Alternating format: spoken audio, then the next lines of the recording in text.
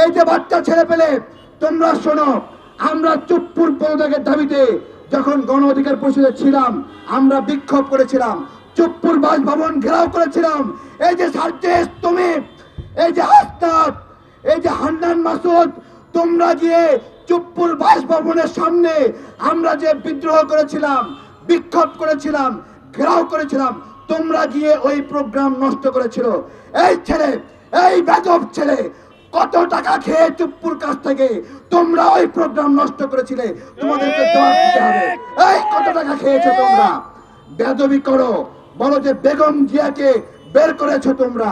এই সার্জিস, তুমি বেগম জিয়ার প্রতি এত মায়া, আজীবন বঙ্গবন্ধুকে আব্বা ডাইকা, শেখ হাসিনাকে আম্মা ডাইকা তুমি আজকে শেখ হাসিনাকে বের করেছো। চট্টগ্রামে সরকারি কর্মকর্তা আওয়ামী লীগের হয়ে লিফলেট বিতরণ করছে। নেভির কর্মকর্তারা আওয়ামী দোসরদেরকে পালাতে সহযোগিতা করছে। মৎস্য সচিব সে বলছে যে তারেক রহমান ফোন করলে কাজ হবে না, তাদের বিএনপি জামাতে অ্যালার্জি। আমার ডক্টর ইউনূস স্যারকে জিজ্ঞাসা, আপনাদের বিএনপি জামাতে অ্যালার্জি, রাজনৈতিক দলগুলোর প্রতি অ্যালার্জি, শুধু আওয়ামী লীগের প্রতি কোনো অ্যালার্জি নাই। আওয়ামী লীগের প্রতি অ্যালার্জি নাই দেখেই 572 জনকে আপনারা জামিন দিয়েছেন। ডক্টর ইউনূস স্যারকে, আসিফ নজরুলকে, আসিফ মাহমুদকে, নাহিদকে জবাব দিতে হবে কেন সাবের হোসেন চৌধুরীকে জামিন দিয়েছে। জবাব দিতে হবে কেন সাবেক পরিকল্পনা মন্ত্রীকে জামিন দিয়েছে। জবাব দিতে হবে 572 জনকে জামিন দিয়েছে। সেনাপ্রধান ওয়াকার সাহেব, আপনি সেনাপ্রধান হয়েছেন বলে জবাবের ঊর্ধ্বে এইটা ভাবেন না। আপনাকে জবাব দিতে হবে আপনি কেন 625 জনকে সেফ এক্সিট দিয়েছেন। এসএসএফ এর প্রধান, আপনাকে জবাব দিতে হবে আপনার বাসায় কেন আওয়ামী লীগ নেতাকে পাওয়া গেল।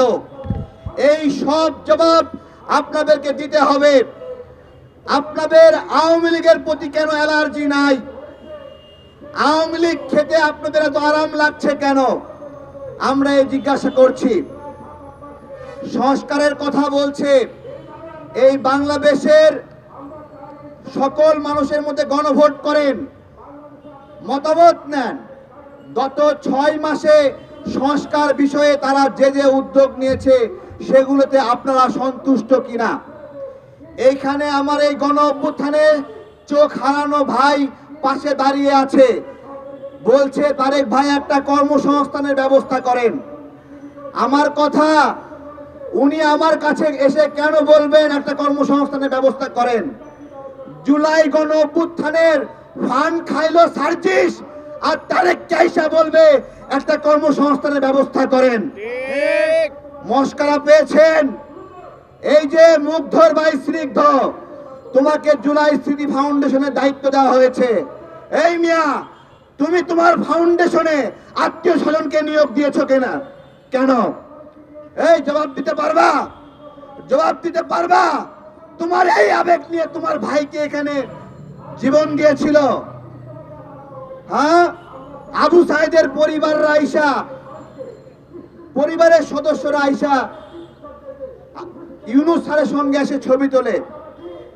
বসুন্ধরা গ্রুপ আর কোন কোন গ্রুপ চাকরি দিছে, সেই চাকরি পোষাচ্ছে না, সে চাকরি ছেড়ে দেবে। ইউনূস স্যারের সাথে এসে মিটিং করছে। আমার কথা, সব কনসেন্ট্রেশন ওইদিকে কেন? কেন এইখানে চোখ হারাইছে যে লোকটা দাঁড়ায় আছে, তার দিকে কেন মনোযোগ নাই? জিজ্ঞাসা করছি। কেন হাসপাতালের সামনে আহত ভাইরা রাস্তা অবরোধ করছে? জবাব দিতে হবে। এইদিকে জামিন দিচ্ছেন একটার পরে একটা, 572 জনকে জামিন দিয়েছে, একবারে প্রমাণিত খুনি, তাদেরকে জামিন দেওয়া হয়েছে। ওই নেভির কর্মকর্তাদের কত বড় সাহস, রড হাতে নিয়ে আমাদের ভাইদের উপর গতকালকে হামলা করেছে। এই তোমাদের এত প্রেম কেন? কেন সরকারি কর্মকর্তা আওয়ামী লীগের হয়ে লিফলেট বিতরণ করছে? ইউনূস স্যারকে এর জবাব দিতে হবে। এইখানে বিশ্বের বিভিন্ন দেশে গিয়ে বিভিন্ন গ্রাফিতির ছবি দেখায়। আমি বলছি, আপনি যেই গ্রাফিতির ছবি দেখান, ওই গ্রাফিতি আমাদের গণ অভ্যুত্থানের ছবি নয়। আমি নিশ্চিত করছি ওগুলো গণ অভ্যুত্থানের পরের ছবি। আপনি দেখান ওই ছবিটা কিভাবে নির্মম ভাবে রাস্তায় ফেলে পেটে গুলি লাগিয়ে গুলি করা হয়েছে। ওই ছবি আপনার বইয়ের মধ্যে নাই, আমি গ্যারান্টি দিচ্ছি। রঙিন রঙিন ছবি দেয়ালে আঁকিয়েছে গণ অভ্যুত্থানের পরে, সেগুলো দিয়ে বই বানিয়েছে। অথচ বইয়ে দেওয়ার দরকার ছিল যে কিভাবে খুন করলো, কিভাবে লাশগুলো পড়েছিল, কারা খুন করলো। আমি আপনাদেরকে আজকে হলফ করে বলছি যে এই গণ অভ্যুত্থানে জড়িত প্রশাসনের কোন কর্মকর্তার বিরুদ্ধে এই মুহূর্তে আপনি আর কোনো মামলা করতে পারবেন না। আমি আপনাদেরকে নিশ্চিত করছি কোন থানা কোন আহতের মামলা নেবে না। আপনারা নিজে গিয়ে যারা আহত আছেন পরীক্ষা করে দেখেন। এই যে আপনি এদিকে আসেন, আপনি এখন গিয়ে মামলা করলে মামলা নেবে? মামলা নেবে বলেন? মামলা নেবে? মামলা নেবে না। তাহলে কি এমন হলো? আহতরা অভিযোগ করছে আমাদের কোনো মামলা নিচ্ছে না, মামলা নিচ্ছেন না, জামিনে ছেড়ে দিচ্ছেন। ক্ষমতায় থাকার জন্য দীর্ঘদিন আশা করছেন। কেন এই আশা করছেন? কেন? জবাব দিতে হবে। আমরা একটা জেনারেশন দীর্ঘ 17 বছর কোনো ভোট দিতে পারি নাই। আমরা কি সামনেও ভোট দিতে পারবো না? আমাদের ভোটকে কলঙ্কিত করা হচ্ছে, বলছে ভোট নাকি স্বৈরাচার বানায়। আরে না, সুষ্ঠু ভোট সব সময় স্বৈরাচার থেকে বাংলাদেশের নাগরিকদেরকে মুক্তি দিয়েছে। তাই তো শেখ হাসিনা এই ভোটের ব্যবস্থাপনা নষ্ট করতে চেয়েছিল। আজকে আদিবাসী নিয়ে ভেজাল ঢুকিয়েছে সরকার, আদিবাসী নিয়ে ইন্ধন দিচ্ছে, আদিবাসী দিয়ে পাহাড়ের বিভিন্ন জাতিগোষ্ঠী বাংলাদেশের নাগরিকদের মধ্যে ভেজাল লাগিয়ে দিচ্ছে। এই যে ইউনূস স্যার রাখাল রাহাকে কেন এখনো রেখেছেন? আকাম প্রমাণিত না? আকাম প্রমাণিত না? রাখাল রাহা কি করেছে? শয়তান সাজ্জাদ রাখাল রাহা নাম ধারণ করেছে, হিন্দু হয়েছে মুসলমান থেকে হয়ে পাঠ্যপুস্তকের মধ্যে আদিবাসী শব্দ ঢুকিয়ে পাহাড় জাতিগোষ্ঠী আর সাধারণ নাগরিকদের মধ্যে ভেজাল সৃষ্টি করেছে। বাংলাদেশের নাগরিকদেরকে বলবো, বলেন এই বাংলাদেশে আদিবাসীকে এই বিবাদ কোনোদিন শেষ হবে কিনা? বলতে পারবে কেউ? বলতে পারবে না। আমরা এই 572 জন জামিন দেওয়ার সঙ্গে যে সকল বিচারক জড়িত তাদের প্রত্যাহার চাচ্ছে, তাদেরকে বহিষ্কার করা হোক। আমরা সেই বিচারকদেরকে প্রত্যাহার করতে বলছি। দণ্ডবিধি 77-এ বলা আছে কোন বিচারক যদি ভুল করে রায় দেয়, ওই রায়কে বলা হবে সরল বিশ্বাসে সে এই রায় দিয়েছে। ওই গাজীপুরের মহিলা বিচারক, সে পুলিশ কনস্টেবল হত্যার সঙ্গে জড়িত, তাকে জামিন দিয়েছে। ও কি সরল বিশ্বাসে জামিন দিয়েছে নাকি টাকা খেয়ে জামিন দিয়েছে? কত বড় একটা কলঙ্কিত একটা অধ্যায় দণ্ডবিধি 77, সেখানে বলা হয়েছে কোন বিচারক যদি ভুল বিচার করে সেটা নাকি সরল বিশ্বাসে করেছে, অপরাধের প্রবণতা থেকে এটা করে নাই। এই ধরনের ভুল রায় দিয়ে ভুল বিচার করে তারা অপরাধ থেকে পার পেয়ে যাবে, আমরা এটা কোনোভাবেই সহ্য করব না। আমজনতার দল এইখানে তৌহিদুল ইসলামের যে খুন হয়েছে, আমি ধিক্কার জানাই।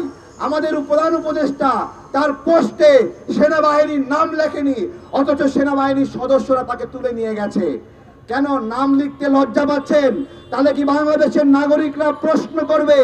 ক্ষমতা সামনে পুষিনি, ক্ষমতা চালাচ্ছে ওয়াকার, ক্ষমতা চালাচ্ছে চুপ্পুপ। আমি আজকে বৈষম্য বিরোধীদের কাছে জবাব চাচ্ছি। এই যে শোনো, এই যে বাচ্চা ছেলে পেলে, এই যে বাচ্চা ছেলে পেলে, তোমরা শোনো, আমরা চুপ্পুর পদত্যাগের দাবিতে যখন গণ অধিকার পরিষদে ছিলাম, আমরা বিক্ষোভ করেছিলাম, চুপ্পুর বাসভবন ঘেরাও করেছিলাম।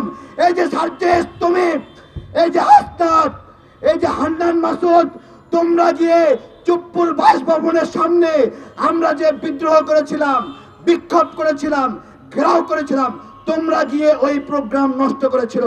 এই ছেলে, এই বেদব ছেলে, কত টাকা খেয়ে চুপ্পুর কাছ থেকে তোমরা ওই প্রোগ্রাম নষ্ট করেছিলে, তোমাদেরকে জবাব দিতে হবে। এই কত টাকা খেয়েছো তোমরা? বেয়াদবি করো, বলো যে বেগম জিয়াকে বের করেছো তোমরা। এই সার্জিস, তুমি বেগম জিয়ার প্রতি এত মায়া, আজীবন বঙ্গবন্ধুকে আব্বা ডাইকা, শেখ হাসিনাকে আম্মা ডাইকা তুমি আজকে শেখ হাসিনাকে বের করেছো। এই নাসির বাম সংগঠন থেকে এসেছে, বাম সংগঠন থেকে এসে বেয়াদবি করে। বাম মানেই বেদব। বাম মানে কি? এই বাম মানে কি? বাম মানে বেদব। বামরা বাংলাদেশের সার্বভৌমত্বের সঙ্গে বেয়াদবি করে, বামরা ইসলামের সঙ্গে বেয়াদবি করে, বামরা বাংলাদেশি জাতীয়তাবাদের সঙ্গে বেয়াদবি করে। এই বৈষম্য বিরোধী এই নাগরিক কমিটিতে এই বামরা ঢুইকা আজকে আমাদের গণ অভ্যুত্থানের যে স্পিরিট, সেই স্পিরিট ভুলণ্ডিত করে বেয়াদবি করে যে বেগম জিয়াকে তারা মুক্ত করেছে। তোমরা তো হাসিনার সঙ্গে আপোষ করে প্রোগ্রাম বন্ধ করেছিলা। বেগম জিয়ার সৈনিকরা, তারেক রহমানের সৈনিকরা, জামাতের সৈনিকরা, শিবিরের সৈনিকরা, গণ অধিকারের সৈনিকরা, ইসলামের আন্দোলনের খেলাফতের সৈনিকরা, তারা সবাই মিলে বিদ্রোহ করেছে যে তোমাদের শেখ হাসিনার সঙ্গে আপোষ আমরা মানি না, প্রোগ্রাম চলবে। এইটাই ছিল জুলাই স্পিরিট। আজকে আমাদেরকে জুলাই স্পিরিট দেখাচ্ছে। আজকে ক্ষমতার অংশীদার এই বৈষম্য বিরোধী এবং নাগরিক কমিটিরা তোমাদের কাছে জবাব চাই। তোমাদের হাতে নিয়ন্ত্রণ। এই আসিফ তোমার হাতে নিয়ন্ত্রণ, এই নাহিদ তোমার হাতে নিয়ন্ত্রণ। তোমার আমি এক কম্বল বিতরণের দায়িত্ব দেই নাই, তোমার দায়িত্ব দিয়েছিলাম এই খুনিদের বিচার করার জন্য। এই তুমি কম্বল কেন বিতরণ করো? নেতা হবা, এই নেতা হবা, নেতা হওয়ার স্বাদ যাচ্ছে তাই না? এখন আবার শুনছি পদত্যাগ করবে। পদত্যাগ করবা কেন?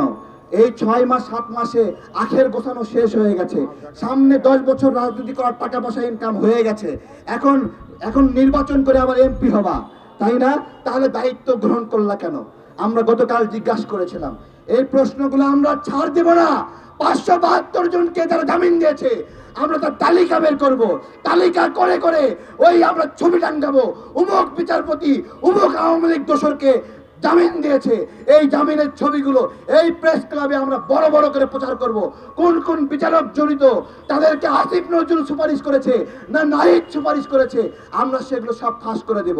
নাহিদ মাইনকা চিপাই পড়লেই তার পাছা খুইলে কালো পাছা দেখায়, কালো পাছা দেখায় আবেগ ছড়ায়, আবেগ ছড়ায়, আবেগ ছড়ায়।